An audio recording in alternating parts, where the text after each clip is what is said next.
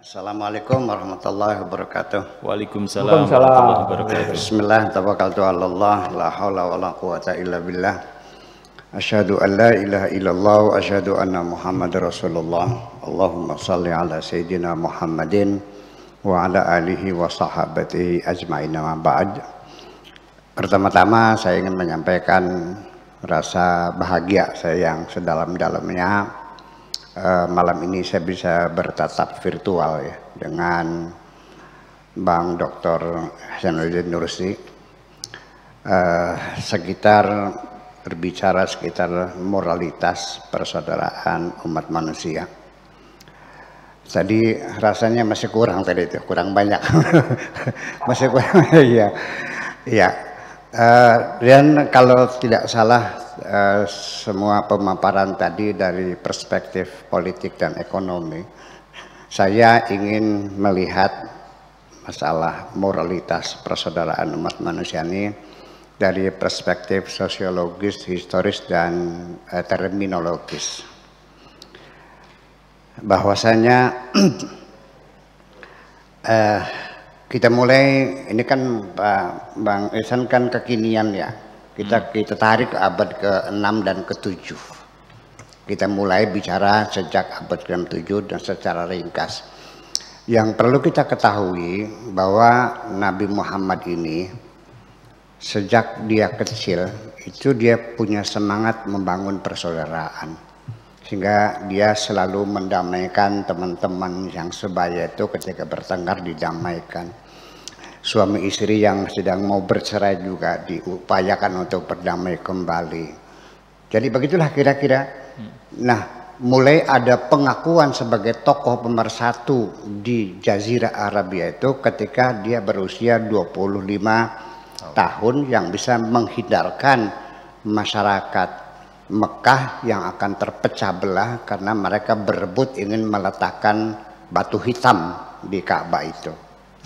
Selesai itu, maka dia juga mendapat julukan Al-Amin dan sebagai tokoh pemersatu. Nah, ketika beliau di usia 40 tahun dan mendapatkan wahyu dari Tuhan di Gua Hira, diangkat sebagai utusan Tuhan, saya kira kita bisa mengerti tugas apa yang dibebankan kepada Nabi Muhammad dengan kerasulannya ini. Saya kira ya tidak jauh dari pikiran-pikiran yang berkembang pada dirinya sendiri, yaitu masalah persatuan. Itulah makanya ketika beliau menyampaikan visi dan misinya terhadap masyarakat di Mekah, ya tidak jauh tentang persatuan juga. Maka itulah yang disebut dengan kalimatut tauhid. Nah, dua kata kalimatut tauhid. Kalimat itu apa dalam bahasa Indonesia? Kalau kalimat itu kata disusun setelah banyak menjadi namanya kalimat ya. Kata, huruf, silabel, kemudian kata, kalimat. Tetapi kalimat sendiri dalam bahasa Arab itu maknanya adalah visi. Ya, artinya suatu target dan tujuan yang strategis, yang apa yang perlu dicapai. Makanya di dalam Al-Quran seperti dikatakan dalam Al-Quran, ya ahlal kitab ta'alau ila kalimatin sawa. Wahai ahli kitab, mari kita bangun kalimat yang sama. Artinya ya kalau tidak visi ya persamaan persepsi lah kalimat itu, konsep-konsep macam itu. Jadi itulah namanya kalimat, itu adalah kata, simbol, visi, misi dan sebagainya. Dan tauhid itu artinya masdar atau jern dari wahada, fi'il mudhari'nya yuwahidu dan masdarnya tauhidan. Wahid itu satu, tapi kalau wahada itu mempersatukan. Jadi tauhid itu namanya persatuan, upaya yang mempersatukan. Kenapa tidak wahdah kok tauhid? Kalau wahdah itu persatuan dalam artian ya sekedar mengumpulkan sesuatu yang berserakan menjadi wahdah. Tetapi tauhid ini adalah diambil dari kata wahada yaitu dengan diberi sisipan dengan huruf yang sama dengan yang ada di tengah. Tadinya wawu, ha dan dal, ditambah ha lagi, namanya di tad'if, diberi tasydid. Jadi wahada yuwahidu, maka masdarnya tauhid. Nah, maknanya wahada itu seperti ini. Kalau saya memecah kaca, saya mengatakannya kasartu zujaja, saya memecah kaca. Tetapi ketika saya lakukan berulang-ulang, saya memecah-mecah kaca, itu dalam bahasa Arabnya kasartu zujaja taksiran. Nah, jadi wahada ini artinya satu upaya yang dilakukan terus-menerus dan berulang-ulang mempersatukan. Dari isinya bahasa saja bahwa usaha persatuan itu harus dilakukan terus-menerus dan tidak pernah bosan dan terus berkesinambungan. Itu makna katanya. Jadi visi utama dari Kanjeng Nabi adalah kalimatut tauhid, kata persatuan. Sehingga ada jaminan-jaminan dari Nabi sendiri, barang siapa yang merespon visi Nabi membangun kalimat tauhid, maka dijamin masuk surga. Betapa jaminan itu luar biasa. Akan tetapi mungkin kedangkalan orang-orang pada zaman itu secara sosiologis mungkin belum bisa memahami gagasan demokrasi, gagasan persatuan, gagasan kebangsaan, karena pada waktu itu masih terbatas pada kesukuan-kesukuan, maka dikiranya kalimat tauhid itu adalah ucapan la ilaha illallah. Sehingga setiap acara tahlil itu selalu berdoa, Allahumma ja'al akhira kalamina la ilaha illallah, ya Allah, jadikanlah kami pada ucapan yang terakhir dalam hidup ini sebelum mati mengucapkan la ilaha illallah lalu masuk surga. Dengan pikiran sederhana saja, mana mungkin surga dibayar dengan ucapan? Masa orang mau ngucap masuk surga? Karena diyakininya orang mengucapkan la ilaha illallah itu adalah dia masuk surga. Nah, yang dimaksudkan merespon itu bukan mengucapkan, tetapi yang bergabung, yang mendukung, yang menyokong perjuangan Nabi membangun persatuan kemanusiaan. Artinya nombok, masang balihonya, ikut beli apa namanya, bagi-bagi sembakonya dan sebagainya, nyumbang panah, nyumbang tombak, nyumbang, ya itu yang dijamin, bukan mengucapkannya. Nah, ini ada distorsi saya kira dalam pemahaman kalimat tauhid, sehingga akhirnya seperti ini. Nah, adapun la ilaha illallah itu sesungguhnya kata syahadat saja, asyhadu alla ilaha illallah, itu diterjemahkan dalam bahasa Indonesia, aku bersaksi bahwa tidak ada Tuhan kecuali Allah. Yang ingin saya pertanyakan, sejak kapan Anda menyaksikan Tuhan? Nah, jadi asyhadu itu bukan menyaksikan.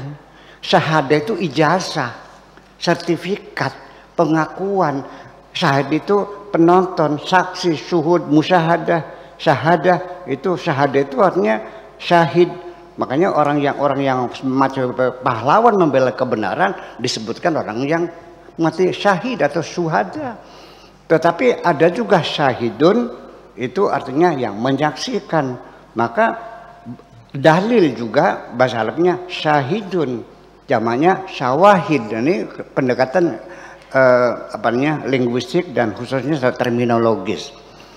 Jadi sesungguhnya asyhadu itu bukan aku bersaksi, aku menyatakan dengan sesungguhnya berdasarkan bukti-bukti yang kuat dan keyakinan yang kokoh bahwa Tuhan itu hanya Allah saja. Itu sebagai simbol sesungguhnya. Nah, kenapa simbolnya kok la ilaha illallah?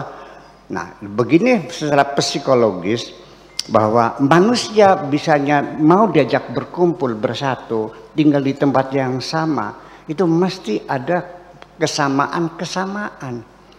Batu dengan kapas, ya jangan dibungkus bersama dong.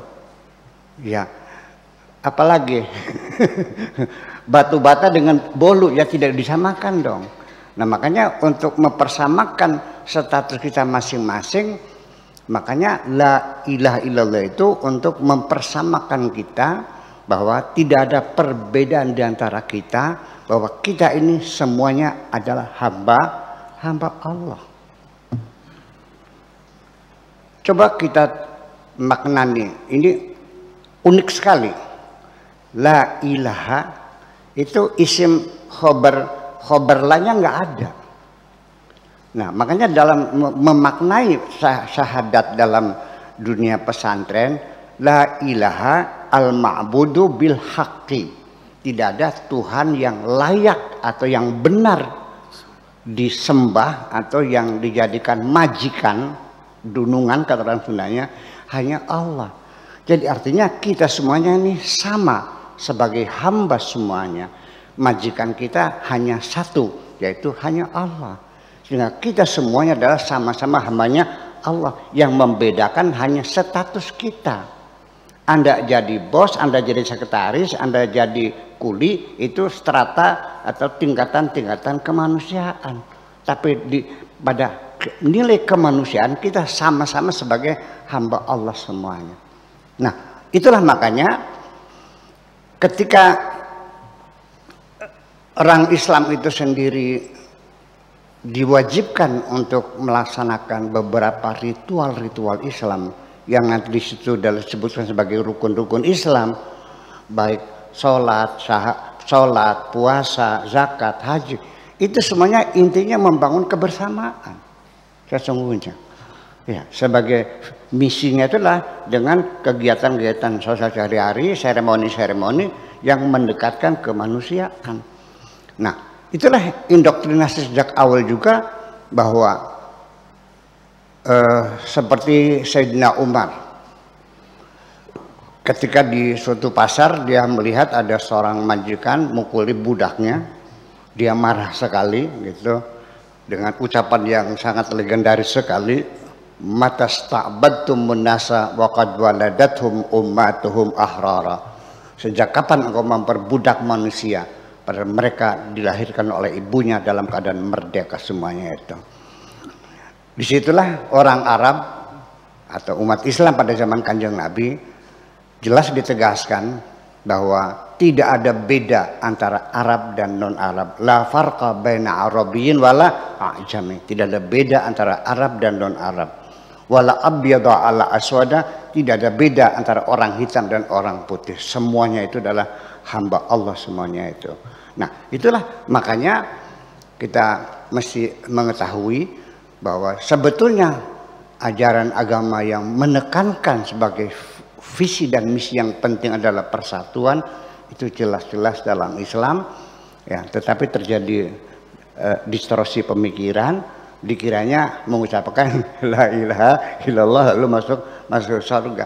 Kita saja dalam kehidupan dunia politik, ketika ada seorang, bukan di negeri kita ya, namanya di Mesir atau di mana, di Amerika lah.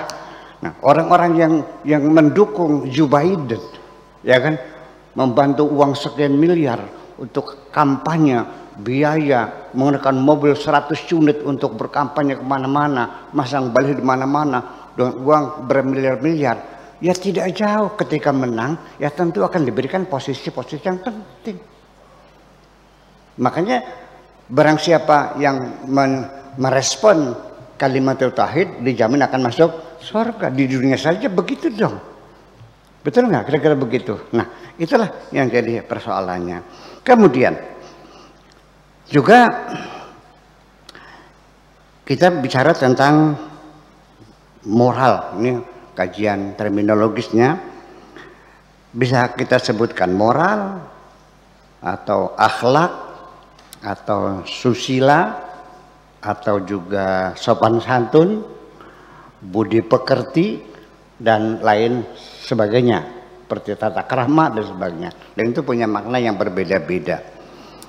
Tetapi yang dimaksudkan dengan moralitas atau dalam bahasa Arabnya moral itu akhlak. Jadi kalau moral akhlak, kalau moralitas jadi akhlakiyat. Akhlakiyat ukhuwah, akhlaqiyatul ukhuwah, moralitas persaudaraan. Nah, kita tidak usah pergi jauh-jauh lah bahwa akhlak itu sendiri apa sih maksudnya? Akhlak itu wazannya adalah af'alun, bentuknya jamak, mufradnya, singularnya khuluqun. Tetapi yang masuk ke Indonesia, ya terma atau istilah yang diambil Indonesia dalam bentuk jamak, bentuk pluralnya, bentuk singularnya khuluqun, jamaknya akhlak. Wa innaka, seperti qala ta'ala, wa innaka la'ala khuluqin azim, akhlak menjadi khuluq. Seperti juga alimun dan ulama. Alimun itu mufrad, ulama itu jamak. Alim itu singular, ulama itu plural. Yang masuk ke kita yang dipakai adalah bentuk jamaknya. Saya perkenalkan, ini seorang ulama besar. Berapa orang? Satu. Itu jadi bentuk jamak menjadi plural, menjadi singular lagi, menjadi satu lagi. Nah, lebih aneh lagi, sudah itu dipakai lagi mufradnya alim ulama. Ditambah lagi jamaknya para alim ulama. Itu akan coba gitu. Walhasil bahwa moralitas atau akhlak ini adalah berasal dari kata-kata khalaqa, kha, lam dan qaf. Yang mencipta namanya khaliq, kita yang diciptanya namanya makhluk. Fiilnya, kata kerjanya khalaqa. Perangainya sifatnya yaitu khuluqun. Jadi yang namanya berakhlak itu apa? Ya artinya apa saja yang kau lakukan ketika standarnya adalah sesuai dengan tujuan penciptaan, sesuai dengan proposal awal, yaitu namanya akhlak. Jadi apa saja ketika diletakkan pada tempatnya, digunakan sesuai dengan tujuannya, dikelola dengan baik, apa saja, itulah namanya orang yang berakhlak. Jadi apa saja, topi boleh dipakai di mana tempatnya? Di kepala. Maka ketika Anda pakai topi di kepala, itu namanya berakhlak. Tetapi sandal di mana letaknya? Di kaki. Ketika ditaruh di atas kepala, saya pakai buat ngaplok kepala kamu, itu tidak berakhlak namanya. Jadi apa saja ketika dipergunakan sesuai dengan tujuan adalah berakhlak. Ketika engkau kuangkat menjadi bendahara, artinya suruh menyimpan uang, membelanjakan uang, mengatur uang, melaporkan uang dan sebagainya. Nah, ketika ada sebagian uang yang kau kantongi, itu tidak berakhlak berarti. Seorang ayah dijadikan dia sebagai ayah. Bagaimana ayah yang berakhlak? Ya, dia posisikan dirinya sebagai orang tua, bisa memberikan teladan yang baik, membimbing anak-anaknya, mendidik anak-anaknya, tidak memberikan contoh yang buruk kepada anaknya. Nah, ketika dia berperilaku buruk dia pada anaknya, ya bakal itu orang tua yang tidak bermoral. Itu maksudnya al-akhlak itu artinya sesuai lima khuliqa lahu, sesuai dengan yang diciptakannya. Kemudian persaudaraan, ini ukhuwah, memang dalam Al-Quran ada disebutkan innamal mu'minuna ikhwah. Orang-orang beriman itu adalah bersaudara. Yang jadi pertanyaan, kenapa tidak innamal muslimuna ikhwah? Al-Quran tidak salah. Yang bersaudara itu adalah orang yang beriman. Kalau orang berislam bertengkar kok. Sampai sekarang bertengkar nggak orang? Iya, bermusuhan, saling bunuh-membunuh satu dengan yang lain. Ya karena nanti namanya ukhuwah Islamiyah itu nggak tahu sejak kapan munculnya. Sebetulnya Al-Quran tidak mengangkatnya ukhuwah Islamiyah, tapi ukhuwah imaniyah, karena bunyinya innamal mu'minuna ikhwah. Kalau orang beriman sih, saya kira sekalipun berbeda agama tapi sama-sama beriman, saya kira nggak bertengkar kok. Yang berbeda kan karena Islam bertengkar. Nah itu. Kemudian kata-kata persaudaraan ini atau persahabatan, persaudaraan, penduluran, pertemanan, ya kan? Itu kan kalimat-kalimat yang sesungguhnya secara terminologis itu beda-beda ya. Ada korin, ada korobah, ada sahabat, ya kan? Ada rofiq, ada zamil, ada sodik. Ini berbeda-beda. Apa sih bedanya? Kalau akhun itu adalah saudara yang asli maknanya adalah satu keluarga, kakak adik, suami istri, ya, dengan paman, dengan uwa, dengan keponakan, itu namanya masih saudara yang hubungannya dengan darah. Nah, jadi kata-kata ukhuwah atau persaudaraan sendiri itu adalah dalam bentuk majaz sesungguhnya. Yang aslinya hubungan darah menjadi hubungan pertemanan karena saking eratnya menjadi disebut persaudaraan. Anda bukan saudara saya hakikatnya, Anda teman saya. Yang kita bangun persaudaraan artinya kita melebihi dari sekedar sahabat, sehingga seolah-olah Anda seperti adik saya sendiri, seperti keponakan saya sendiri, itu sendiri.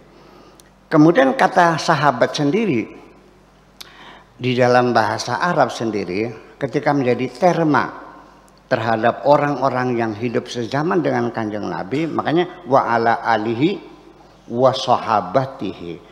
Nah, para ulama mendefinisikan sahabat itu sangat sederhana sekali, yaitu man ra'a Rasulullah wa amana bihi, siapa saja yang pernah bertemu dengan Rasulullah dan beriman. Berarti sangat banyak sekali ya. Itu. Nah, kemudian apa bedanya dengan qarin? Kalau qarin itu persahabatan yang selalu berdampingan kemana-mana, dan kemudian ada level. Makanya setan yang menggoda kamu itu disebutnya qarin juga, yang menemani kan namanya qarin juga.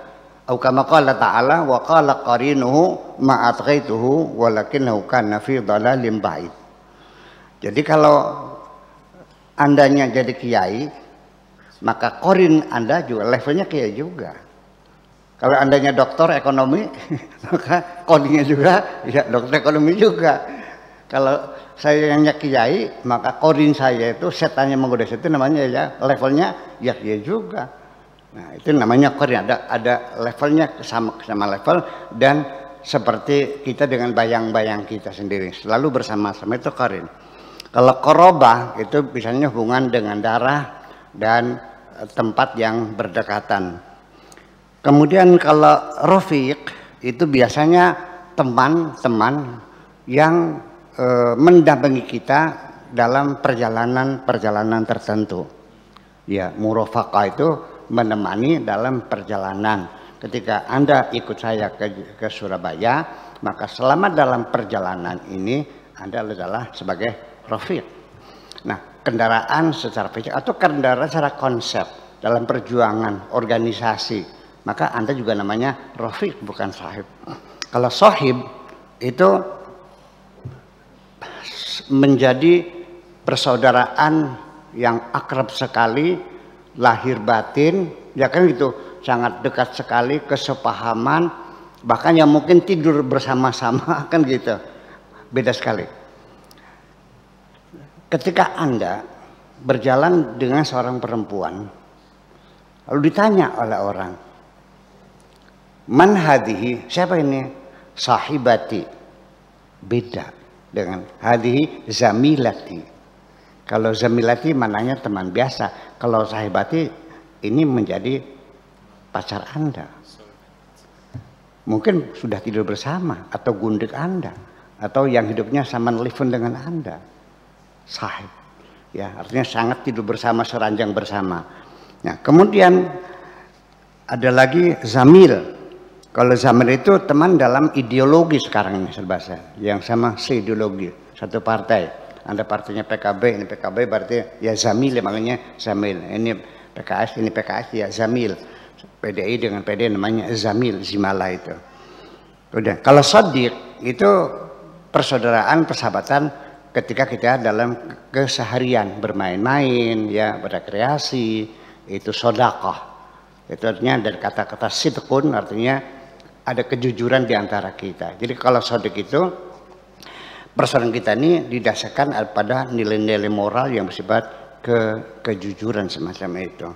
Nah, saya kira kemudian setelah mayoritas persaudaraan umat manusia. Ini kata ini sendiri menjadi masalah sendiri. Kok dekat mana umat ini?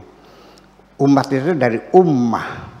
Tapi dalam bahasa Indonesia M-nya satu ya, umat ya. Dalam bahasa Arabnya ummah asalnya, M-nya jadi dua. Nah, ummah ini kan menjadi banyak sekali. Ada imamah, ada al-um, ada al-umumah, ada al-ummi, ummiyun, al-ummi, nabi yang al-ummi, umat. Nah, kata umat itu maknanya ibu. Ya, jadi ummi itu, seorang ummi itu artinya orang yang penduduk asli, bukan pendatang. Jadi Nabi Muhammad itu ummi karena dia adalah penduduk asli, bukan orang yang baru datang, bukan orang asing, orang asli situnya, bukan orang buta huruf ya. Nabi itu pinter banget ya, caranya luar biasa. Nah, sehingga dikaitkan ini, keumatan ini, kebangsaan ini, ya, baru dikenal di dalam setelah Islam turun. Dulu sebelumnya itu yang mengikat itu adalah ikatan keluarga, suami istri dan anaknya tinggal sebagai makhluk-makhluk yang primitif di hutan, ya berburu sehari-hari. Jadi kesetiaan yang ada itu antar keluarga. Nah, setelah berkembang menjadi beberapa keluarga, lalu menjadi suku. Kesetiaan itu antar suku. Nah, kemudian setelah banyak sekali, itulah namanya ummah. Nah, untuk membangun ummah sendiri di sini ada beberapa model yang bersatukan. Ada karena ada tradisi yang sama, atau mungkin bahasa yang sama, atau juga sejarah yang sama, atau juga ras ya, warna kulit yang sama, ideologi yang sama, keyakinan yang sama, yang semacam itu. Nah, di situlah kita untuk membangun persaudaraan di antara kita ini sendiri. Pada akhirnya masih tetap saja ada dikotomi yang memberikan hambatan-hambatan terhadap terbangunnya persaudaraan yang betul-betul sempurna. Masih banyak hambatan. Satu, karena warna kulit yang berbeda, maka kesatuan persaudaraan juga tidak akrab. Nah, terakhir itu ketika di Afrika Selatan politik apartheid ya, itu sudah selesai sejak Nelson Mandela. Itu mereka sudah bisa membangun persaudaraan rakyat Afrika Selatan, tidak ada beda antara warna kulit putih dan warna kulit hitam.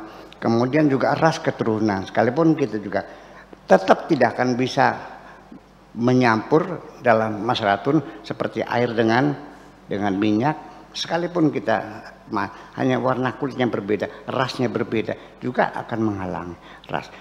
Dan yang paling menjadi barrier penghalang untuk mempersatukan umat manusia menjadi satu saudara ini, salah satunya adalah perbedaan agama itu. Ya, sehingga sampai sekarang itu menjadi masalah, nanti kita bahas. Tetapi bagi saya ada satu hal yang menjadi sulit bagi kita. Seringkali kita dengan mudahnya menilai agama lain, lalu menjadi tersinggung, ya kan gitu, atau dengarnya diremehkan. Sering sekali itu perpecahan, pertumpahan darah hanya karena beda agama. Perang agama memang dari dulu sampai sekarang. Dan termasuk di sini yang menjadi padanya yang saya pikirkan sendiri, mungkin Bang Ihsan bisa kita diskusikan. Ini undang-undang penistaan ya? Penistaan atau pelecehan? Penistaan ya, undang-undang penistaan agama. Hanya karena gara-gara seseorang itu menguraikan agama lain, akhirnya laporkan Bareskrim. Itu juga membuat kita dari persaudaraan kita jadi menjadi hambar ya, sehingga akhirnya kita mesti berhati-hati ngomong jangan sampai salah. Nah, keakraban kita ini, Anda baru menjadi sahabat akrab ketika saya sudah tidak punya kekhawatiran Anda tersinggung lagi, itu baru bersahabat. Tapi kalau kita masih punya tersinggung nggak ya, berarti masih belum bersahabat akrab itu kira-kira. Nah, lalu bagaimana saya ketika ada orang berbicara menjelek-jelekan Islam, menyalahkan Nabi Muhammad, menghina Al-Quran gitu. Insya Allah saya tidak akan melaporkan ke Bareskrim kok. Saya lebih baik saya balik badan, saya tinggalkan, selamat tinggal sampai nanti ketika dia berbicara yang lain baru kita bertemu lagi. Selagi saya sama tinggal aja. Kenapa demikian? Saya lebih memilih apa yang dikatakan oleh Tuhan. Mana kacamata itu? Kacamata mana? Enggak terbawa. Enggak terbawa. Oke deh. Yaitu dalam surat Al-An'am ayat 63. Bismillahirrahmanirrahim. Wa idza ra'aital ladzina yakhuduna fi ayatina fa'arid anhum hatta yakhudu fi haditsin ghairih. Yang artinya ini, saya tidak melaporkan ke Bareskrim ya, karena Tuhan saya mengatakannya bukan begitu.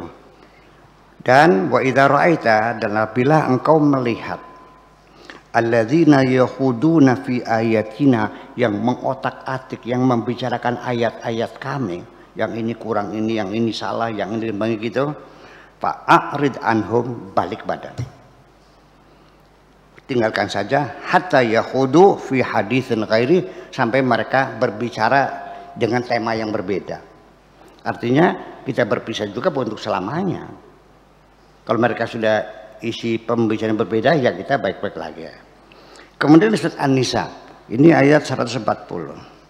Wa qad nazzala 'alaikum fil kitabi, telah diturunkan kepada kamu dalam kitab ini, an idza sami'tum, yaitu apabila engkau mendengar ayatillahi, ayat-ayat Allah ya, yukaffaru biha, dikafir-kafirkan, yustahza'u biha, dan dihina-hinakan ayat-ayat kita, fala taq'ud ma'ahum, jangan lagi duduk bersama mereka, hatta yakhudu fi haditsin ghairi, sampai mereka berbicara urusan yang lain. Jadi tidak saya laporkan Bareskrim. Itu petunjuk dari Tuhan kita seperti itu. Makasih, akhir begitu aja. Assalamualaikum warahmatullahi wabarakatuh. Waalaikumsalam warahmatullahi wabarakatuh. Terima kasih Buya Syakur Yasin MA, pengasuh Pondok Pesantren Jarang Pinggan, sudah memberikan begitu panjang lebar tentang bagaimana tinjauan moralitas persaudaraan umat manusia ini dari perspektif yang berbeda, yakni dari segi antropologi sejak Rasulullah sampai kekinian. Berbeda dengan apa yang disajikan tadi oleh Dr. Ihsanuddin Nursi. Beliau mengambil termanya dari mulai tahun 90-an hingga kekinian, tapi semuanya sama, berujung bagaimana agar persaudaraan umat manusia ini benar-benar terbentuk. Baik, kita akan coba dialogkan kedua ini sebelum nanti kita juga akan sama-sama dengarkan pembacaan Gelombang Cinta yang akan disampaikan oleh Ayu Puspananda maksud saya. Baik, Bung Iksan, tadi Buya Syakur banyak mengambil contoh-contoh atau gambar-gambarannya dari sejak Rasulullah lahir, bagaimana kemudian persatuan atau persaudaraan itu harus dibangun. Sekarang ini permasalahannya adalah persatuan dan persaudaraan manusia ini sudah agak renggang. Lalu seperti apa yang harus kita mulai agar persatuan dan persaudaraan ini bisa utuh kembali, khususnya baik kita secara agama Islam atau juga persatuan dalam bentuk sesama manusia. Begitu, Bung Iksan, gimana? Oke, terima kasih. Saya akan pertama saya berterima kasih karena Buya Syakur melakukan pendekatan bahasa, melakukan pendekatan what, pendekatan apa gitu per definisi, lalu kemudian mencoba menggali etimologi dan leksologinya. Jadi akar kata, sumber kata dan seterusnya. Dalam pembelajaran saya itu bagian dari pendekatan semantik. Pendekatan semantik itu ada 3, pendekatan nilai-nilai, pendekatan psikologi dan pendekatan linguistik. Buya Syakur tadi baru dalam pendekatan linguistik langsung lompat ke dalam posisi pendekatan nilai, lalu diterjemahkan sedikit dalam pendekatan psikologi sehingga masuk ke wilayah akhlak. Yeah. Saya senang karena Buya Syakur menjelaskan satu persatu kata. Ini model pendekatan begini sesungguhnya kalau dalam bahasa saya, ini model pendekatan mengurai apa yang disebut dengan diksi, narasi, analisis, argumentasi, dan bukti namanya. Argumen seperti ini, model argumen seperti ini, walaupun belum utuh dalam pendekatan semantik, ini model pendekatan yang disampaikan dalam Al-Quran. Al-Quran selalu melakukan pendekatan apa yang saya sebut sebagai pilihan kata, diksi, lalu membuat kalimat, lalu kemudian membangun analisis dan ada argumentasinya, lalu memberikan bukti. Itu selalu metodologi Al-Quran selalu begitu. Metodologi seperti ini kemudian diperkuat dengan model semantik. Nah di sini di Indonesia, termasuk di pesantren, saya tidak tahu apakah di tempatnya Buya Syakur pembelajaran semantik ini mendalam apa enggak, saya tidak tahu. Yang saya tahu adalah sampai dengan hari ini pembelajaran semantik di dunia itu hanya di 3 universitas. Dalam hal ini pembelajaran ini ada di Oxford dan ada di MIT, diikuti oleh Harvard. Lalu ada juga salah satu universitas di Israel, saya lupa namanya apa. Tapi ini sesungguhnya yang di Israel ini lebih dalam konstruksi mempelajari tiap diksi narasi yang ada dalam Al-Quran. Jadi dan yang saya tahu sampai dengan detik ini, saya belum menemukan satu pesantren di Indonesia yang demikian rupa mengkaji secara mendalam ketika membongkar metodologi semantik dalam relasi narasi, dalam relasi diksi, narasi, analisis, argumentasi, dan bukti. Misalnya begitu. Saya misalnya ketika saya mengkaji satu kalimat pada asam, fa'alhamaha fujuroha wa taqwaha misalnya, kalau saya ambil contoh begitu. Maka saya akan mengambil satu persatu kata. Kenapa mesti dipilih fa'alhamaha fujuroha wa taqwaha? Ketika diuber-uber, ini ilham apa ada dalam bahasa Arab? Nggak ada. Lalu ketika bicara tentang fujuroha wa taqwaha, wah ini bicaranya seru nih. Nah, lalu ketika dimasukkan ke dalam struktur relasi dari mulai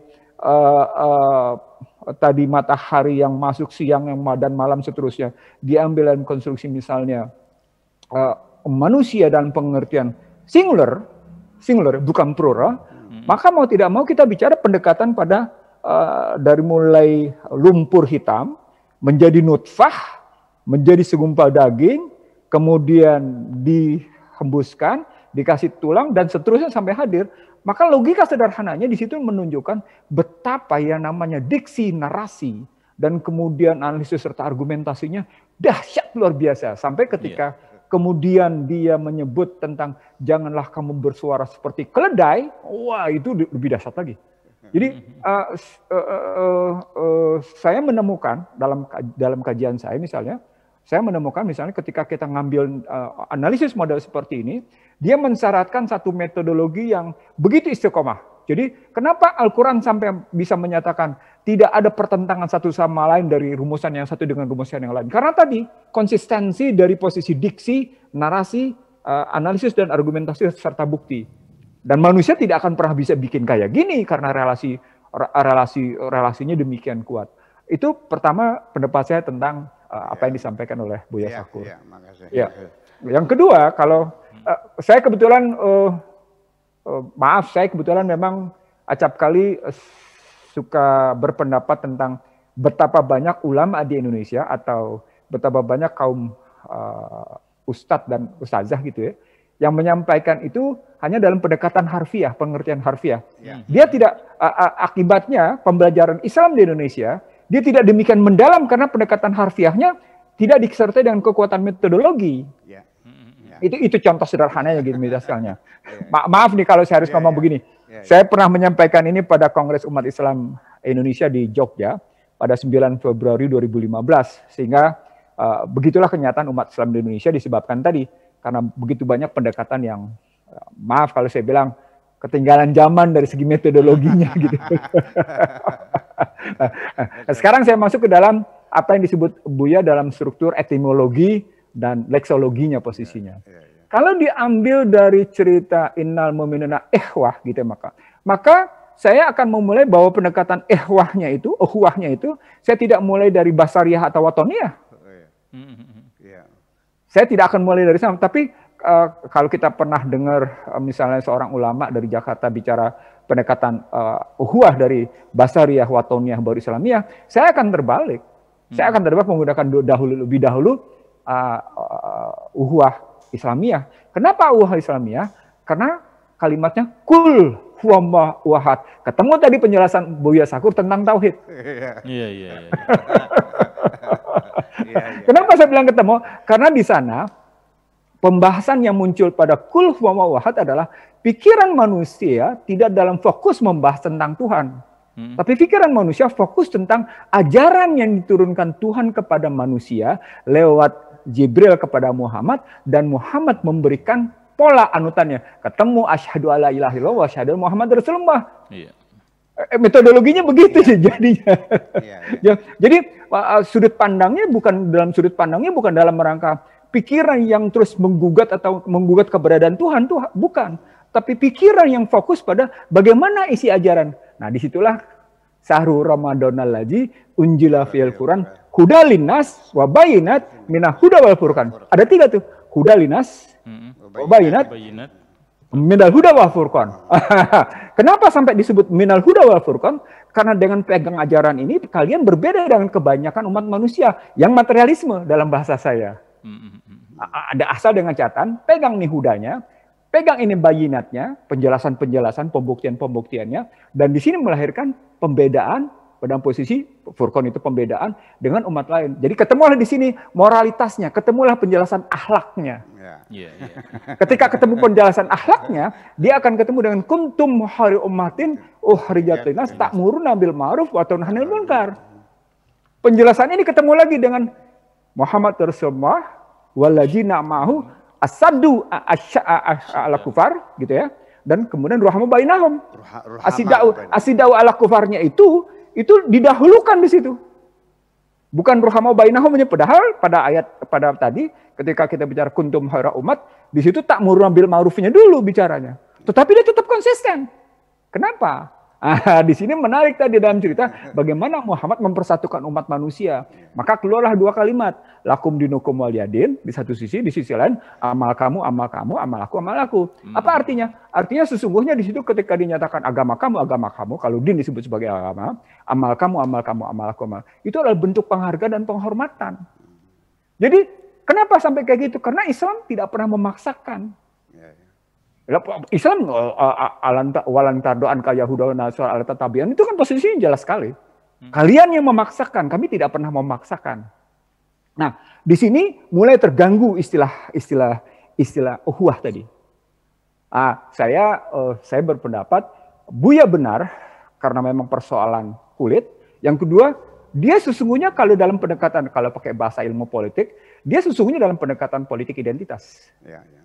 Maka ketika banyak tokoh di Indonesia menolak politik identitas, saya dalam YouTube saya bilang jangan jelas. Demokrasi liberal justru menjual belikan politik identitas. cuma dikemas dengan bahasa kesetaraan dan kesetaraan dan kesamaan. Itu manipulasi, itu kebohongan. Di situ Buya Basir, Abu Bakar Basir, benar di situ ngelihatnya. Saya ingin mengatakan, saya mencoba mempelajari para ulama gitu ya. Saya mendekati ulama-ulama itu dengan modal berpikir bagaimana mereka melihat itu. Nah, itu hal yang ketiga dari apa yang saya lihat, bagaimana Buya Syakur menjelaskan. Yang menarik lagi dari pendekatan ini ketika Buya Syakur masuk ke dalam posisi apa yang disebut dengan umat dan manusia. Kan istilah insan itu berbeda dengan istilah bagaimana mukmin. Iya, itu berbeda posisinya. Lalu ada juga kalimat ummah, hauria ummah posisinya. Jadi jelas sekali kalau ummah dalam konstruksi itu pasti menunjuk pada manusia. Pasti dia menunjuk pada umat manusia. Dengan begitu sesungguhnya ummah tidak dalam pengertian manusia saja, tapi juga masuk dalam kajian golongan. Nah, makanya bisa kita lihat ada umat Islam atau umat yang lain posisinya. Ya ma'saral jinni wal insi itu kan bisa kita lihat dalam struktur itu misalnya. Nah, karena itu kenapa sampai masuk kayak gitu? Dia akan ketemu dalam relasi kekonsistenan, keistiqomahan, istilah tadi penciptaan. Dari posisi sang Khalik ke makhluknya, ke penciptaannya, dan di sini kata kuncinya. Bismi Rabbik. Jadi kata Rabbiknya itu dan itu konsisten dari sejak Adam sampai dengan Muhammad. Jadi istilah penggunaan Bismi Rabbik gitu posisinya, dia konsisten dengan dari mulai Adam sampai dengan Muhammad Rasulullah SAW, membuktikan bahwa sesungguhnya yang bisa menyatukan umat manusia dalam berbagai kalangan, baik agama maupun kulit, perbedaan kulit, itu cuma satu. Islam. Iya. Di situ. Buya tadi belum masuk ke situ, tapi maksudnya Buya ke sana. Saya cuma menambahkan aja Buya. Jadi walaupun Islam mengakui, silahkan kalau Anda mau ambil agama Anda sendiri silahkan. Kalau Anda mau berkutik itu silahkan. Kami tidak pernah, kami cuma menyampaikan. Tugas kami hanya menyampaikan. Anda salah loh, Anda tersesat. Anda mau ikut kami boleh, nggak ikut kami nggak apa-apa. Tapi kami punya kewajiban menyampaikan bahwa Anda zalim. Karena Anda zalim, saya bermaksud menolong kezaliman. Itu namanya karena, Anda zalim, jangan begitu. Gitu misalnya. Anda tersesat, jangan begitu. Itulah tadi hudalina swabayina posisinya. Yang terakhir sebagai respon saya terhadap Buya Syakur adalah ketika kita ambil dalam konstruksi tadi moral dalam struktur persaudaraan manusia, Islam jelas-jelas mengatakan di sini, wa mimma razaqnahum yunfik. Jadi persaudaraan itu muncul karena modal Islam adalah modal berbagi. Wa mimma razaqnahum yunfik itu adalah konsep berbagi, bukan konsep mengambil. Hanya Islam yang tegas-tegas, walaupun kemudian sebelumnya sudah dilakukan bagaimana perintah Allah, sholatlah dan berzakatlah posisinya gitu ya. Tapi kalau diambil dalam kerangka wa mimma razaqnahum yunfik, berbagi atas kepemilikan yang kita miliki, maka konsepnya dalam apakah dalam interaksi atau dalam posisi transaksi? Posisi, saya ulang, apakah itu dalam posisi interaksi manusia, interaksi sosial, atau kemudian dalam transaksi sosial, maka konsepnya konsep berbagi. Tidak konsep mengambil. Jadi kalau konsep mengambil, ujungnya adalah keserakahan. Tapi kalau konsep berbagi adalah memberi. Nah, di sini kata kunci nih. Ternyata berbagi itu membahagiakan. Itu konsep Islam itu. Demikian tanggapan saya Buya. Maaf ya. Terima kasih. Ini jadi pembicaranya apple to apple nih Buya. Buya ada yang mau ditanggapi dari apa yang disampaikan Bung Iksan tadi? Saya tidak merespon ya, tapi saya ingin berikan catatan kaki aja lah.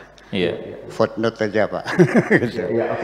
Jadi begini, memang ada salah satu kendala dalam perkembangan pemikiran dalam peradaban Islam ini. Kita seringkali terjebak dalam berpikir dengan logika sinonim, sehingga tidak mendalam, tidak analisis, sehingga orang tidak bisa membedakan mana hudan, mana bayinat, mana furqan, mana Al-Quran, mana Alkitab. Itu nggak jelas. Iya, padahal itu nama-nama kan artinya begini. Orang berpikir sinonim itu artinya Ya sama gitu. Sinonimnya Al-Quran, Mushaf, Alkitab, Al-Furqan, Al-Bayyinat, Al-Huda, ya sama itu. Ya tidak dong. Ketika namanya berbeda, pasti berbeda. Apa saja sesuatu ketika berbeda dari aslinya harus diberi nama yang baru. Ini indoktrinasi dari terminologi. Sebab kalau tidak menjadi saru. Ya, alat untuk minum namanya gelas. Tapi ketika diberi kuping namanya cangkir. Kalau besar namanya muk. Kan begitu persoalannya. Kalau panjang namanya gayung. Mana mushaf? Nah itulah makanya tentang ketika membahas tentang bagaimana hukumnya memegang mushaf. Ini karena disamakan. Mushaf, Quran, Alkitab, Furqan sama. Padahal Al-Quran itu artinya bacaan. Artinya siapapun yang membaca silakan, tetap namanya Al-Quran. Mau percaya atau tidak percaya, yang dibaca ya Al-Quran. Kalau mushaf itu adalah materi, kertas, ada tintanya, ada jilidanya, dia bisa pegang, itu namanya mushaf. Ini bagaimana hukumnya pegang Quran atau pegang mushaf? Quran nggak bisa dipegang, yang bisa dipegang adalah mushaf. Nah itu juga menjadi persoalan. Jadi ketika Alkitab berbeda dengan Al-Quran. Karena Alkitab ini ditujukan kepada orang-orang yang bertakwa, guide of life di situ artinya. Ya. Nah, sehingga ketika kita mengatakan bahwa dzalikal kitabu la raiba fihi hudan lil muttaqin. Jadi Al-Quran itu bacaannya orang-orang yang bertakwa. Al-Quran bacaannya manusia, siapapun silakan. Jadi kalau Anda percaya berarti Anda membaca Alkitab. Kalau tidak percaya namanya baca Al-Quran. Ketika sudah menjadi kecerdasan spiritual bagi kita, bisa membedakan mana yang baik, mana yang buruk, mana yang bermanfaat, yang mana berbahaya, maka itu kita sebutnya Al-Furqan. Ketika kita tidak paham lalu menjadi paham, namanya Bayyinat. Nah saya kira semacam itu. Maka sehingga siapa itu orang al-muttaqun? Dzalikal kitab la raiba fihi hudal lil muttaqin. Definisi takwa sendiri dalam kitab-kitab agama, referensi yang kita lihat itu adalah al-imtitsalu li awamirihi wal ijtinabu an nawahihi. Ini secara terminologi kan kedodoran sebetulnya dan tidak pernah dikoreksi. Coba saya bertanya kepada Pak Afkar, mungkinkah ada orang yang bisa melaksanakan segala perintah Allah dan menjauhi segala larangan Allah? Ada nggak kira-kira? Ya kalau nggak ada jangan ngomong dong, nggak ada aja. Ini Al-Quran menjelaskan sendiri orang bertakwa seperti apa. Hudal lil muttaqin. Satu, alladzina yu'minuna bil ghaibi. Orang-orang yang punya visi dan misi, punya target, punya tujuan, punya program. Alladzina yu'minuna bil ghaibi. Terus apa lagi? Hah? Alif lam mim dzalikal kitab la raiba hudal muttaqin. Alladzina yu'minuna bil ghaibi wa yuqimuna shalat. Dan membangun komunitas, membangun komunikasi yang intensif. Wa mimma razaqnahum yunfiqun, dan orangnya dermawan, berbagi kebahagiaan. Walladzina yu'minuna bima unzila ilaika wa ma unzila min qablika, dan bertoleransi dengan agama manapun. Wa bil akhirati hum yuqinun, dan mereka punya program jangka panjang sampai akhirat. Itulah orang bertakwa. Lalu bagaimana kita menafsirkannya? Saya kira begitulah kira-kira. Tetapi nanti ini persoalan persaudaraan atau persatuan umat yang dibangun Nabi ini dengan rasa sedih yang luar biasa. Karena persatuan yang dibangun Nabi dengan susah payah ini ternyata sudah pecah kongsi pada detik pertama Nabi meninggal dunia. Antara orang yang mendukung Abu Bakar dan mendukung Ali. Ya, dan perpecahan itu sampai bunuh-membunuh, saling bantai-membantai sampai sekarang. Nggak pernah sampai. Selama 1300 tahun umat Islam banjir darah sampai sekarang. Mengapa demikian? Ini perlu kita ketahui bahwa sebelum Nabi meninggal sendiri itu konspirasi politik. antara dua bangsa besar, Yunani dan Persia, itu menjadi perebutan kekuasaan. Sehingga bisa kita lihat ketika pindah ke Dimash oleh Muawiyah, kenapa ketika Muawiyah mendirikan kerajaan yang ada di Syam atau sekarang namanya Syria dengan ibu kotanya Damaskus itu, atau orang sini bilangnya apa? Damsyik ya, Damsyik gitu. Kenapa selama kerajaan Umayyah tidak pernah ada konflik dengan Romawi? Karena memang ada kesepakatan. Setelah pindah ke Persia, didominasi oleh orang Persia dan mayoritas adalah Syiah. Sebaliknya ketika Daulah Umayyah di Syam itu seringkali diadakan inspeksi mendadak, sidak ada itu. Seringkali pejabat-pejabat di zaman Muawiyah itu, para pejabat-pejabat tinggi itu diinterogasi, disidak, ditarik asal usul turunannya. Begitu ada kakek neneknya yang non Arab, baik Yunani, Persia atau Turki, dipecat dengan istilahnya anta ajin, kamu adonnya nggak benar. Jadi sangat rasialis sekali. Nah begitu ditumbangkan dari pindah ke Daulah Abbasiyah, itu murni dikuasai oleh Persia. Dan semuanya raja-raja zaman Daulah Abbasiyah itu turunan Persia semuanya. Sampai sekarang. Jadi konflik itu sampai sekarang belum selesai. Jadi saya tidak menyalahkan Al-Quran. Al-Quran tidak pernah mengatakan ukhuwah Islamiyah, tapi ukhuwah imaniyah. Innamal mu'minuna ikhwah. Saya kira begitulah kira-kira. Ya, baik. Terima kasih Buya.